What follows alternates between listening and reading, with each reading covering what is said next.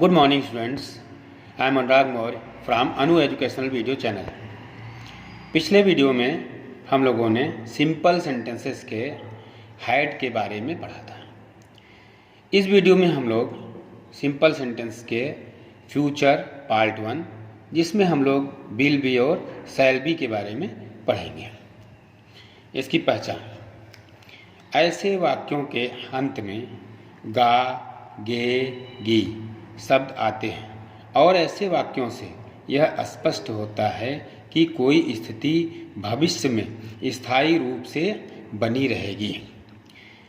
अगर आप किसी को देखकर वेशभूषा से किसान होने का अंदाज़ा लगाते हैं और कहते हैं वह एक किसान होगा, तो इसका अनुवाद he would be a farmer होगा और यह वर्तमान समय का बोध कराएगा। यहाँ इसकी अंग्रेजी he will be a farmer नहीं होगी। He will be a farmer का अर्थ है कि आने वाले समय में वह एक किसान बनेगा और अपनी स्थिति को कायम रखेगा। अब हम लोग अफर्मेटिव सेंटेंसेस के बारे में पढ़ेंगे। अफर्मेटिव सेंटेंस का स्ट्रक्चर होता है सब्जेक्ट, जब ही, सी, इट तथा सिंगुलर नाउन, यू, दे तथा प्लूरल नाउन। जब ये सब्जेक्ट रहेगा तो हम लोग विल भी लगाएंगे और उसके बाद ऑब्जेक्ट या कॉम्प्लीमेंट लिखेंगे।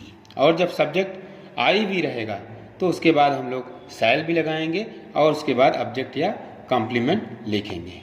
मॉडर्न इंग्लिश में इन सभी सब्जेक्ट के साथ विल बी का यूज होता है और यहाँ पे हम लोग एग्जाम्पल से इसको देखेंगे। पहला है एग्जाम्पल, वह आज यहाँ होगा।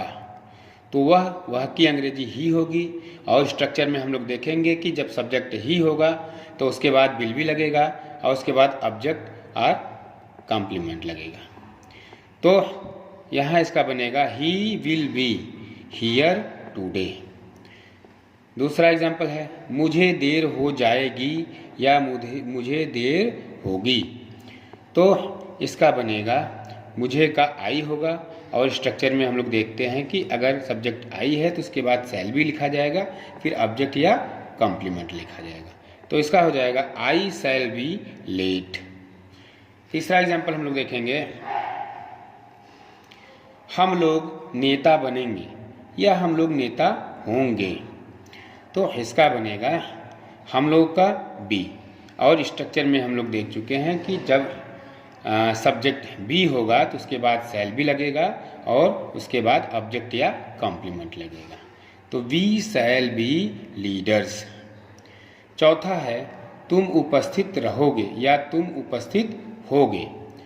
तो तुम की अंग्रेजी यू होती है और पीछे स्ट्रक्चर में हम लोग देख चुके हैं कि जब सब्जेक्ट यू रहेगा तो उसके बाद विल भी लगेगा और ऑब्जेक्ट या कॉम्प्लीमेंट लिखा जाएगा। तो इसका हो जाएगा यू विल बी प्रेजेंट। पांचवा है, मीटिंग 5 बजे समाप्त होगी। तो यहाँ पे जो है हम लोग देखेंगे कि स्ट्रक्चर में पीछे कि अगर सिंगुलर नाउन के साथ जो है विल भी लगेगा और फिर ऑब्जेक्ट या कॉम्प्लीमेंट लगेगा। तो यहाँ हो जाएगा the meeting will be over at 5 o'clock या एट 5। यहाँ छठवां एग्जाम्पल है, वे मेरे साथ होंगे। तो वे की अंग्रेजी दे होती है और स्ट्रक्चर में हम लोग देख चुके हैं कि दे के साथ विल बी और ऑब्जेक्ट या कॉम्प्लीमेंट लिखा जाएगा। तो यहाँ हो जाएगा they will be with me. अब हम लोग निगेटिव सेंटेंसेस के बारे में पढ़ेंगे।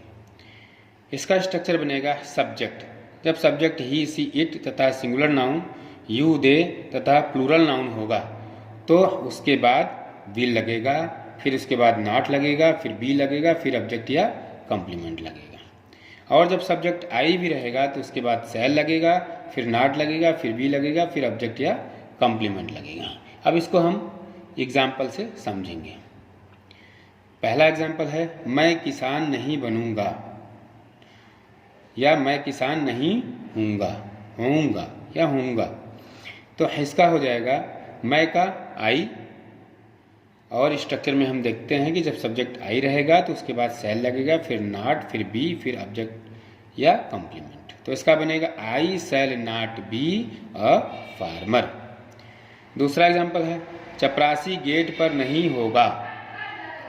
तो चपरासी का प्यून, प्यून सिंगुलर नाउन है। जब सब्जेक्ट सिंगुलर नाउन रहेगा तो उसके बाद विल लगेगा, फिर नॉट लगेगा, फिर बी लगेगा, फिर ऑब्जेक्ट या कॉम्प्लीमेंट लगेगा। तो यहाँ हो जाएगा the peon will not be at the gate.